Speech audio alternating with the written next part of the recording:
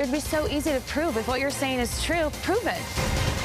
This week on Married at First Sight, Michelle is getting to the bottom of David's weird text. But before we get into that, we have to talk about Madison and Allen, who had drama of their own. Things were looking up when Dr. Pia stopped by and asked them to go through a card deck of spicy questions to explore some intimacy. They had fun with the exercise, but things took a turn when Allen revealed assumptions he'd made about Madison when they first got married. There are people that enjoy like passionate sex, that like enjoy that emotional connection, which I think that's you.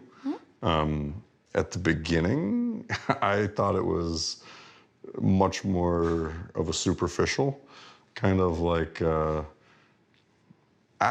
word that I'm gonna use is not right. I just can't think of anything else. Okay. So don't take offense to this. Okay. I'll do my best. No. Like transactional. When she asked him why he assumed that, things got worse. I mean, when you're out on the dance floor, you know, you're sticking your ass. I got the young party girl, like a club kind of a girl. Or, again, I don't know how to describe that demeanor, I guess. Demeanor? I'm just dancing on the dance floor at my wedding. Like you act like I'm on a pole with my out or something. In a moment alone, Madison teared up in frustration over what happened.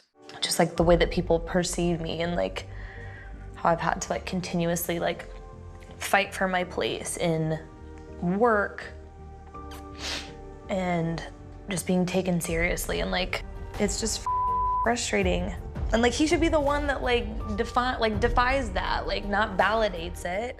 Madison left to make a call and get some space, then came home hours later. The next morning, they tried to talk it through, but tensions quickly flared. When I feel I'm being judged, somehow we get through it.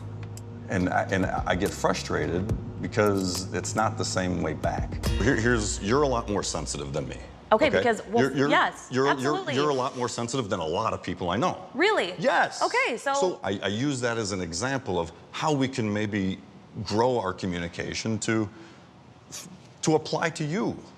Why are you so fired up right now, Allen? Like, did you want to come into this just to piss me off? Because that's what you're doing. You come in here guns a-blang saying you. No. And you don't even attempt to like listen to like why I do feel the way that I do. Allen said that what got him worked up was Madison not coming home sooner. I had dreams that like literally they turned the show off, had you remarry somebody, forced me to watch, and my heart like sunk. Madison was looking for him to understand that they just process things differently. You're expecting me to like act the way that you do when I say things. Just show a little empathy, a little bit. I absolutely do. How do I not show empathy? I tell you why something upsets me or why it is, and like I'm too sensitive. Off. Like, are you kidding me? Back at the apartment, they were able to make amends and move forward. It hurts, but hurt feelings are not bad for me.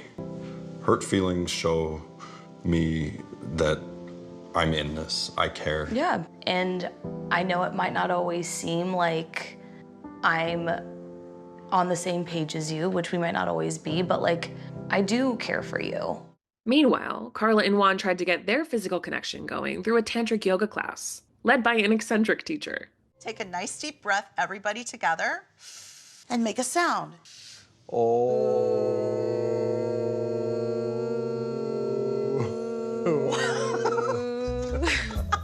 When they were alone, Juan tried some flower caresses on Karla, but it didn't scream romance.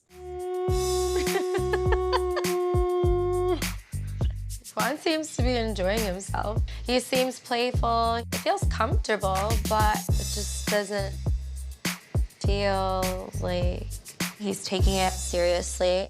Thomas and Camille also tried out some new things in the bedroom when Dr. Pia sent them a spicy gift basket, and it was more hilarious than hot and heavy.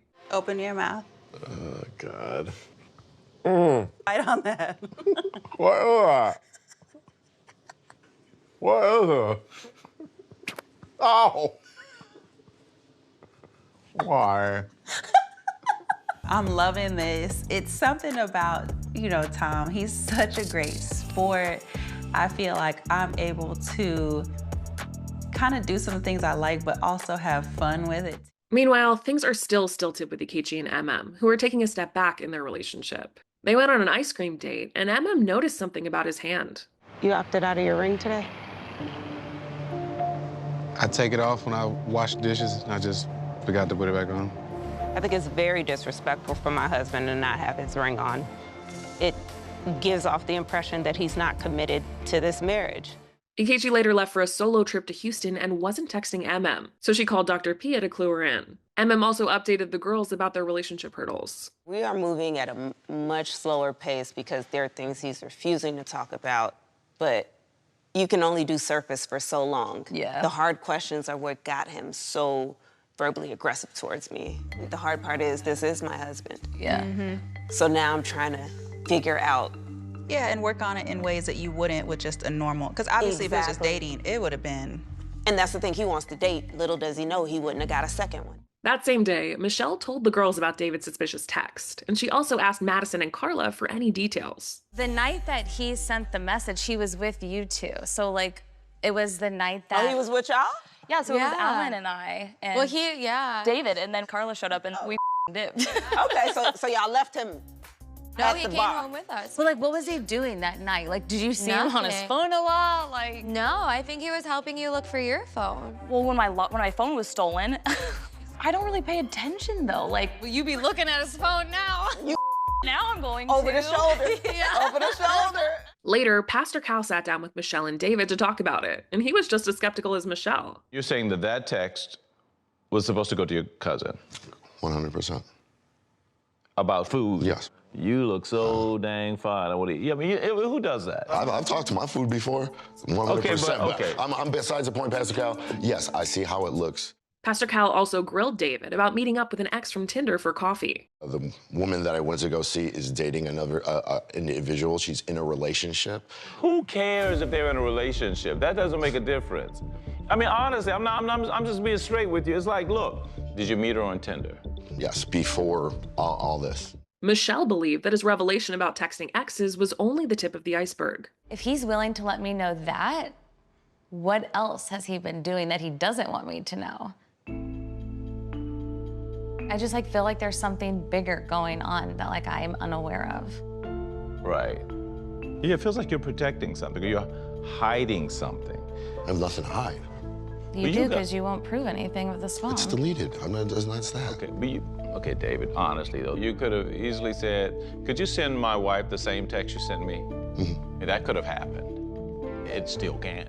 Pastor Cal advised Michelle to go straight to the source and ask David's cousin what really happened. And she did. So I'm gonna be completely honest. Yeah. All basically David did was shoot me a text saying hey, can you cover for me? And I was like, yeah, sure, I got you. I didn't know every detail, and when I did find out, I was like, oh no, I can't be on board with this anymore. This is getting blown out of proportion, and it's not right, and I don't condone it. David's cousin didn't know who his text was meant for, and Michelle was determined to find out. What is the real story? Who was that message for? Was it in response to a photo? Whose photo sent? Did he see someone in real life, across the bar, was sending it on the spot? Now I have a million more questions that I want to get answered.